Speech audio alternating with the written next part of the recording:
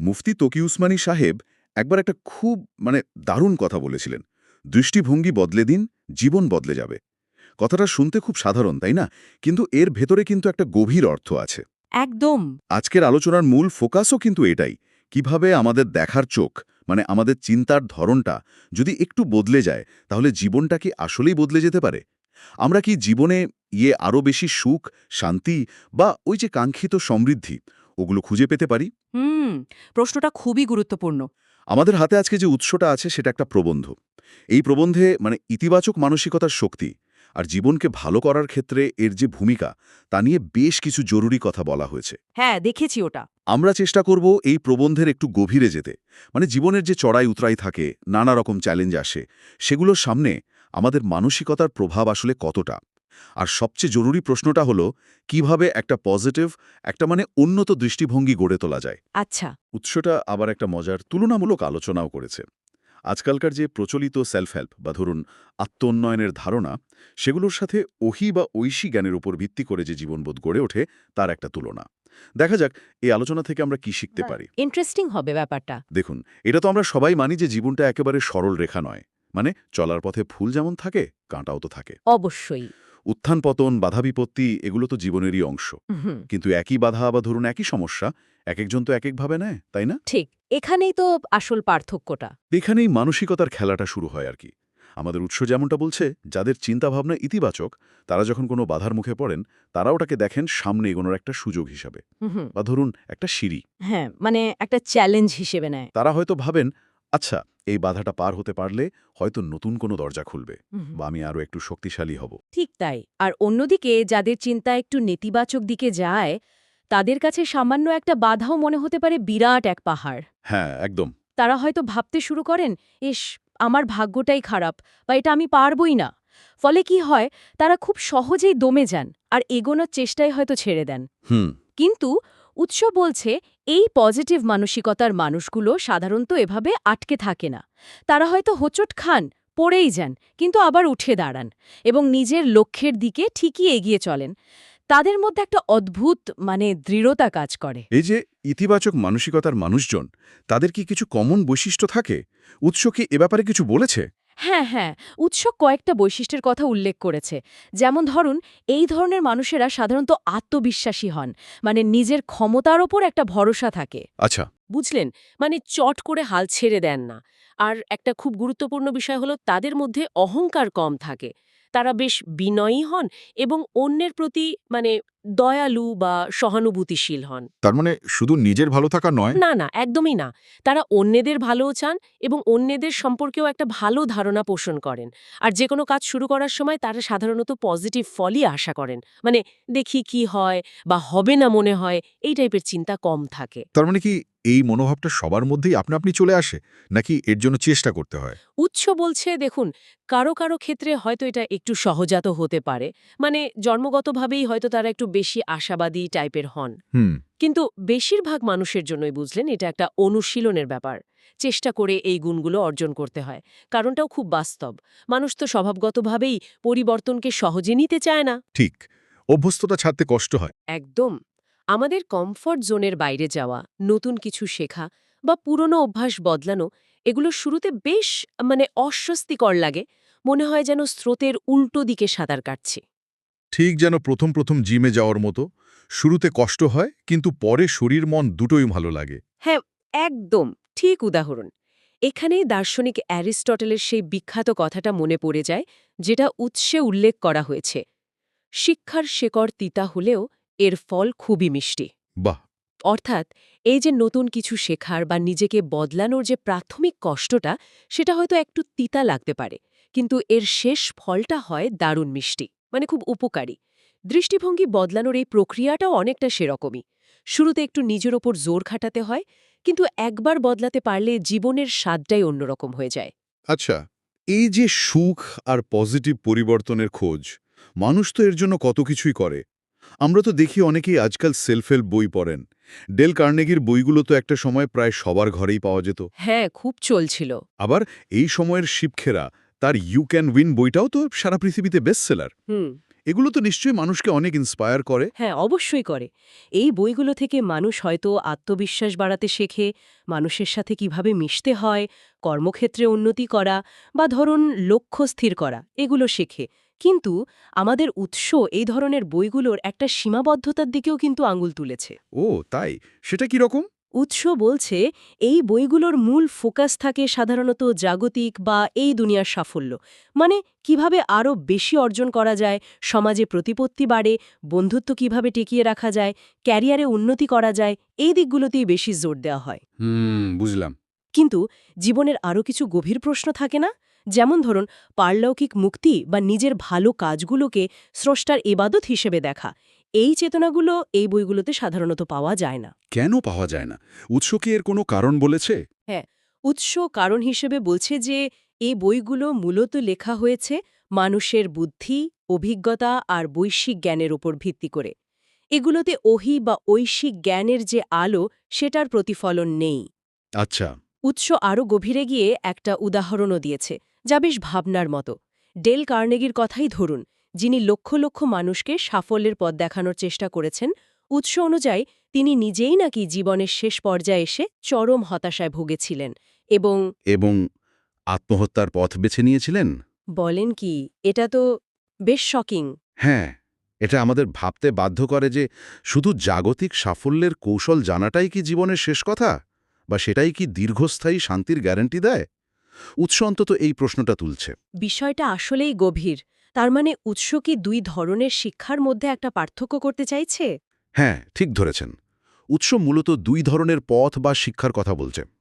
একটাকে বলা হচ্ছে বুদ্ধিগত বৈশ্বিক শিক্ষা, যেটা আমরা স্কুল কলেজ, বইপত্র বা দুনিয়ার অভিজ্ঞতা থেকে পাই। এটা আমাদের জ্ঞান বাড়ায়, পেশাগত দক্ষতা দেয়, পৃথিবীটাকে বুঝতে সাহায্য করে। আর অন্যটা? আরেকটা হল অহিলব্ধ মূল্যবোধের শিক্ষা, যা আসে ঐশিক জ্ঞান বা প্রত্যাদেশ থেকে, যেমনটা ইসলামে কোরআন ও সুন্নার মাধ্যমে এসেছে বলে বিশ্বাস করা হয়। এই দ্বিতীয় ধরনের শিক্ষার বিশেষত্ব কি উৎস অনুযায়ী? উৎস জোর দিয়ে বলছে এই অহিলব্ধ শিক্ষাই নাকি আমাদের হৃদয়জগৎ ও মনোবৃত্তিকে সমৃদ্ধ করে। এটা শুধু বুদ্ধি বা জানার পরিধি বাড়ায় না, বরং মানুষের ভেতরের জগৎটাকে সুন্দর করে তোলে, অন্তরকে পরিশুদ্ধ করে। মানে ক্যারেক্টার বিল্ডিং? বলতে পারেন, মানুষের মধ্যে যে ভালো গুণগুলো আছে, সহানুভূতি, সত্যতা, ধৈর্য, ক্ষমা, বিনয়, এই সুকুমার বৃত্তিগুলোকে জাগ্রত করে, বিকশিত করে। উৎসের দাবি হল বুদ্ধিগত শিক্ষা হয়তো আমাদের সফল বা জ্ঞানী করতে পারে, কিন্তু এই অহিলব্ধ শিক্ষাই আমাদের অন্তরে সেই শান্তি আর মূল্যবোধ তৈরি করে, যা এই জীবনে এবং পরকালে প্রকৃত কল্যাণ আর শান্তির জন্য অপরিহার্য। তাই উৎসের মতে এই দ্বিতীয় প্রকারের শিক্ষাই আসলে বেশি দরকার। এটা তো গেল উৎসের নিজস্ব বিশ্লেষণ, কিন্তু মজার ব্যাপার হলো উৎস বলছে যে এই উপলব্ধির প্রতিধ্বনি নাকি অন্যদের মাঝেও পাওয়া যায়, মানে যারা মুসলিম নন তাদের কারো কারো মাঝেও। হ্যাঁ, এটা একটা ইন্টারেস্টিং দিক যা উৎস তুলে ধরেছে। যেমন ধরুন, বিখ্যাত আইরিশ লেখক ও চিন্তাবিদ জর্জ বার্নার্ড শয়ের কথা বলা হয়েছে। তিনি তো মুসলিম ছিলেন না, হ্যাঁ, জানি। কিন্তু উৎস অনুযায়ী তিনি ইসলাম এবং নবী মোহাম্মদ সাল্লাল্লাহু আলাইহি ওয়াসাল্লাম সম্পর্কে জানার পর অত্যন্ত উঁচু ধারণা পোষণ করতেন। উৎস তার দুটো উক্তি কোট করেছে।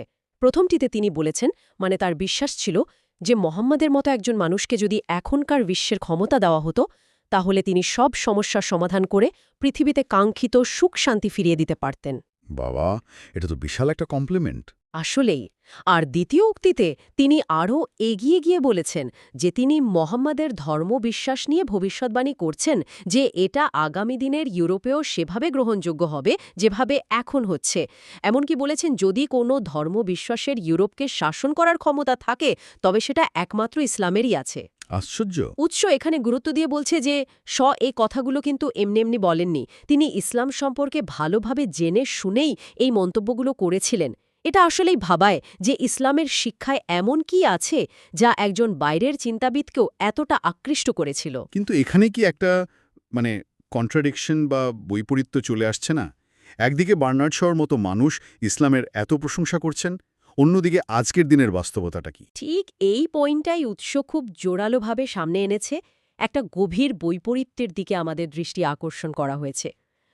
একদিকে ইসলামের সৌন্দর্য হয়তো বাইরের কেউ কেউ উপলব্ধি করছেন, গবেষণা করছেন, অন্যদিকে উৎসের ভাষ্যমতে এখনকার যুগের অনেক মুসলমান নিজেরাই তাদের নিজেদের ধর্ম, এর আসল শিক্ষা এবং তাদের নবীর জীবন ও আদর্শ মানে সিরাত সেই সম্পর্কে যথেষ্ট জানেন না বা জানলেও সেই অনুযায়ী জীবনযাপন করছেন না। এটা তো বেশ গুরুতর একটা পর্যবেক্ষণ।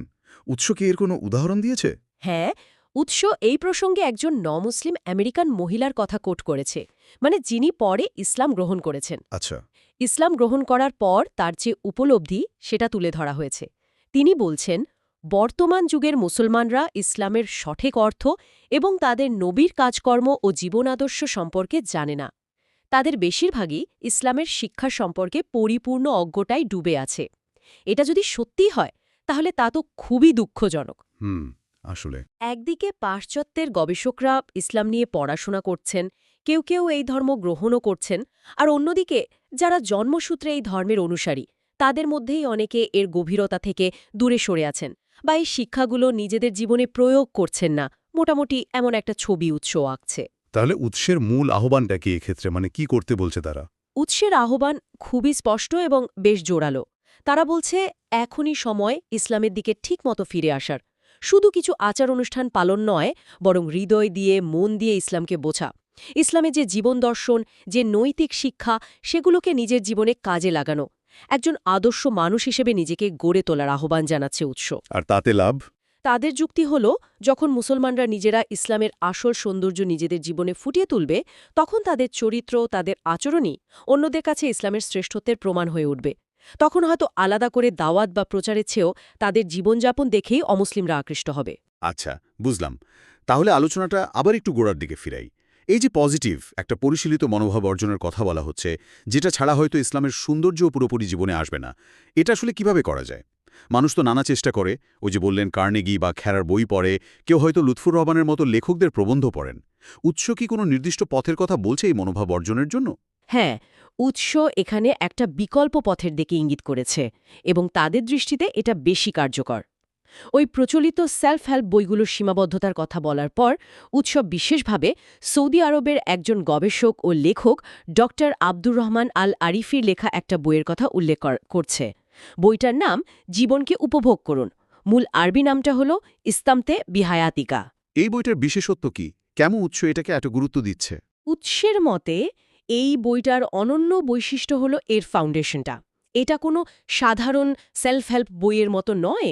এর মূল উপজীব্য হল ইসলামের নবী মোহাম্মদ সাল্লাল্লাহু আলাইহি ওয়াসাল্লামের জীবনচরিত বা সিরাত এবং ইসলামের ইতিহাসে যারা শ্রেষ্ঠ মনীষী হিসেবে পরিচিত তাদের জীবন আর কর্ম। ও আচ্ছা। উৎস বলছে এই বইয়ের প্রত্যেকটা পাতায় পাতায় মিশে আছে সর্বশ্রেষ্ঠ মানব মোহাম্মদ সাল্লাল্লাহু আলাইহি ওয়াসাল্লামের জীবনের বাস্তব উদাহরণ, তার আচরণ, তার বিপদ মোকাবিলার পদ্ধতি, তার বিনয়, তার ক্ষমা, তার ধৈর্য, মানে এক কথায় তার জীবনের যে উত্তম নমুনাগুলো। তার মানে শুধু তত্ত্বমাথা নয়, বরং বাস্তব জীবনের উদাহরণে বেশি জোর দেওয়া হয়েছে। ঠিক তাই। উৎস মনে করে শুধু থিওরি বা মোটিভেশনাল স্পিচ শুনে হয়তো দীর্ঘস্থায়ী পরিবর্তন আনা কঠিন, কিন্তু যখন মানুষ একজন অনুসরণীয় ব্যক্তিত্বের বাস্তব জীবন থেকে শেখে, যখন দেখে যে চরম প্রতিকূলতার মাঝেও কিভাবে পজিটিভ থাকা যায়, কিভাবে মানুষের সাথে সুন্দর ব্যবহার করা যায়, কিভাবে স্রষ্টার ওপর ভরসা রেখে শান্ত থাকা যায়, তখন সেই শিক্ষাটা অনেক বেশি গভীরে যায়। এটা ঠিক। উৎস তাই বলছে, এই বইটাতে যে আদর্শের কথা বলা আছে তার ছাঁচে যদি কেউ নিজের জীবনটাকে গড়তে চেষ্টা করে, তাহলে তার জীবনটাও সুন্দর হবে। সে বাস্তব জীবনেই প্রকৃত সুখ আর সমৃদ্ধি খুঁজে পাবে। এটা শুধু থিওরি নয়, এটা একটা প্র্যাকটিক্যাল গাইডলাইন। সুখের কথা যখন এলোই, তখন একটা বেসিক প্রশ্ন মনে আসছে, সুখ আসলে কি? অনেকেই তো ভাবেন টাকা পয়সা ধনসম্পদ বাড়লে বুঝি সুখী হওয়া যায়। জীবনের বেশিরভাগ সময় তো মানুষ এরই পেছনে দৌড়ায়। হ্যাঁ, এই ধারণাটা সমাজে খুব খুব বেশি প্রচলিত, কিন্তু উৎস এখানে একটা অন্যরকম অ্যাঙ্গেল তুলে ধরছে। তারা বলছে টাকা বা জাগতিক সম্পদ হয়তো জীবনের প্রয়োজন মেটাতে পারে, আরাম দিতে পারে, কিন্তু এটাই সুখের মূল উৎস নয়। তাই হ্যাঁ, এমনকি অনেক পয়সাওয়ালা লোকও এই সত্যিটা স্বীকার করেছেন। যেমন উৎস আলিবাবার প্রতিষ্ঠাতা জ্যাক মার একটা কথা উল্লেখ করেছে, বড়লোক হওয়া মানেই সুখী হওয়া নয়। তিনি এত টাকার মালিক হয়েও বলছেন, অতিরিক্ত অর্থ অনেক সময় নতুন দুশ্চিন্তা আর দায়িত্ব নিয়ে আসে, যা কিনা সুখ কেড়েও নিতে পারে। ইন্টারেস্টিং। তাহলে যদি টাকায় সুখ না থাকে তাহলে সুখটা কোথায় পাওয়া যাবে? উৎস কি? এর কোনো উত্তর দেয়। হ্যাঁ, উৎস একটা খুব সুন্দর এবং গভীর উত্তর দিয়েছে। তারা নবী মুহাম্মদ সাল্লাল্লাহু আলাইহি ওয়াসাল্লামের একটা বিখ্যাত হাদিস বা বাণী উদ্ধৃত করেছে। আল গেনা গেনান নফস এর মানে হল প্রকৃত ধনী হওয়া বা আসল সচ্ছলতা হল মনের সচ্ছলতা বা আত্মার সমৃদ্ধি। বাহ, মনের সচ্ছলতা। হ্যাঁ, মানে বাইরের ধনসম্পদ কম বা বেশি যাই থাকুক না কেন, যার মনটা শান্ত, তৃপ্ত এবং পজিটিভ, সেই আসলে প্রকৃত সুখী এবং ধনী। বাহ, কথাটা খুব শক্তিশালী। মনের সুখই আসল সুখ। তাহলে এই পুরো আলোচনাটা যেন আবার সেই শুরুতে ফিরে এলো, তাই না? সেই দৃষ্টিভঙ্গির পরিবর্তন। একদম। এই আত্মিক বা মানসিক সচ্ছলতা অর্জন করতে হলে সেই পজিটিভ মানসিকতা, সেই উন্নত দৃষ্টিভঙ্গিটা তৈরি করা অপরিহার্য, যার কথা আমরা শুরু থেকে আলোচনা করে আসছি। জীবনের বাস্তবতা তো এটাই যে দুঃখ, কষ্ট, চড়াই উতারাই আসবেই। আমরা হয়তো বাইরের পরিস্থিতি বা ধরুন ভাগ্যের লিখন সবসময় বদলাতে পারবো না, কিন্তু সেই পরিস্থিতির প্রতি আমাদের রিয়াকশন কি হবে, আমরা সেটাকে কিভাবে নেব, এই দৃষ্টিভঙ্গিটা তো আমরা বদলাতে পারি। ঠিক। আর এই দৃষ্টিভঙ্গি বদলাতে পারলেই উৎসের মতে আমরা নিয়তিকে মেনে নিয়েও যে কোনো অবস্থাতেই অন্তরে একটা শান্তির জায়গা খুঁজে নিতে পারি, সুখী হতে পারি। আর এই পথ দেখানোর জন্যই উৎস অহিলব্ধ জ্ঞানের উপর এত জোর দিয়েছে। তাহলে আজকের এই গভীর আলোচনা থেকে মূল যে বিষয়টা উঠে এলো তা হল জীবনের প্রকৃত সুখ, শান্তি আর পরিপূর্ণতা এগুলো আসলে অনেকাংশেই নির্ভর করে আমাদের দৃষ্টিভঙ্গির ওপর। হ্যাঁ, অনেকটা তাই। আর আমাদের হাতে থাকা উৎসটি খুব জোরের সাথেই বলছে যে এই ইতিবাচক দৃষ্টিভঙ্গিটা শুধু জাগতিক সেলফ হেল্প টেকনিক দিয়ে পুরোপুরি পাওয়া কঠিন, বরং বিশ্বাসভিত্তিক যে নীতিগুলো, বিশেষ করে উৎসে যেভাবে ইসলামের শিক্ষার কথা বলা হয়েছে, সেগুলো ঠিকমতো বোঝা এবং মন থেকে বাস্তব জীবনে প্রয়োগ করার মাধ্যমেই এই মানসিক ও আত্মিক সমৃদ্ধিটা সবচেয়ে ভালোভাবে পাওয়া সম্ভব। এটাই বোধহয় উৎসের মূল বার্তা। হ্যাঁ, একেবারে তাই। উৎসের এই পুরো আলোচনাটা শোনার পর আমার নিজের মনেও একটা প্রশ্ন আসছে।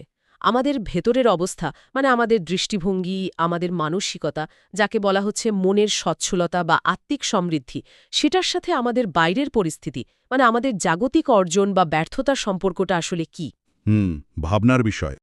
আবার যে স্বপ্ন বা আকাঙ্ক্ষাগুলো আমাদের থাকবে, সেগুলোর মুখোমুখি হওয়ার সময় যদি আমরা বাইরের রেজাল্টের চেয়ে বেশি ফোকাস করি আমাদের ভেতরের এই আত্মিক সচ্ছলতা বা মানসিক স্থিরতা অর্জনের ওপর, তাহলে আমাদের পুরো জার্নিটা, আমাদের জীবনটাকে অনুভব করার ধরনটা কি একদম বদলে যেতে পারে? কিভাবে বদলাতে পারে? এটা নিয়ে হয়তো একা একা কিছুক্ষণ ভাবা যেতে পারে, তাই না? একদম। খুব সুন্দর একটা প্রশ্ন তুলেছেন আপনি। এটা নিয়ে না হয় আমাদের শ্রোতারা একটু ভাববেন।